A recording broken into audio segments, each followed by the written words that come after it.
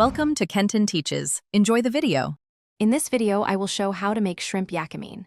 First, let's create the flavorful broth. Combine shrimp shells, garlic, ginger, and green onions in a large pot with about 8 cups of chicken or vegetable broth. Simmer this mixture for at least 30 minutes to extract all the delicious flavors. Strain the broth, then season it with 2 tablespoons of soy sauce, 1 teaspoon of hot sauce, and a 1/4 teaspoon of sugar. Keep it warm. Next, prepare your noodles and shrimp. Cook 1 pound of spaghetti or traditional Yakamein noodles according to package directions until they are perfectly al dente. Drain and rinse them thoroughly with cold water to stop the cooking process and prevent sticking. In a separate pan, quickly sauté 1 pound of peeled and deveined shrimp for about 2 to 3 minutes per side, just until they turn pink and opaque. Avoid overcooking to keep them tender.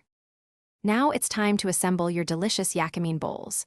Divide the cooked and rinsed noodles evenly among 4 large serving bowls.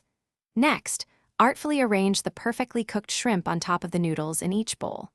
Finally, carefully ladle the hot, aromatic broth over the noodles and shrimp, ensuring everything is well submerged and warm.